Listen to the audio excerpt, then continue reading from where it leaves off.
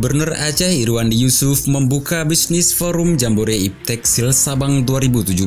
Acara bertema Sabang sebagai destinasi wisata bahari kelas dunia itu berlangsung di Matai Resort Kamis 30 November 2017. Irwandi Yusuf mengatakan Sabang merupakan daerah pelabuhan yang sudah difungsikan sejak era perdagangan Eropa dan Timur.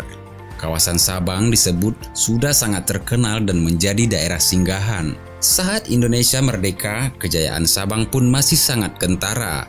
Baru kemudian seusai pengembangan Batam sebagai daerah Freeport dan ditutupnya Sabang, maka kemajuan Sabang mulai luntur. Sabang pernah mengalami masa kejayaan di masa Orde Baru. Tapi Orde Baru juga yang mengakhiri kejayaan Sabang,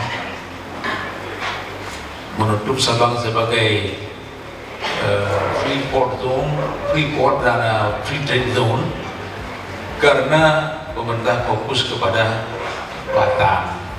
Ternyata Batam pun sekarang mati segan, hidup tidak maju. Situasi Sabang, kata Irwandi, sudah berbeda saat pemerintah membuka kembali Sabang sebagai pelabuhan bebas di tahun 2001. Irwandi mengatakan, Sabang saat ini cocok dibangun sebagai daerah wisata dan kawasan transportasi dunia melalui pelabuhan bebasnya. Sasarannya adalah kapal-kapal kargo yang sedang dalam pelayaran menuju Asia Timur. Sabang juga disebutkan merupakan sebuah daerah yang sangat potensial untuk menjadi daerah industri. Alasannya, segala bentuk proses bongkar muat dari kapal-kapal di Selat Malaka tidak terkena pajak.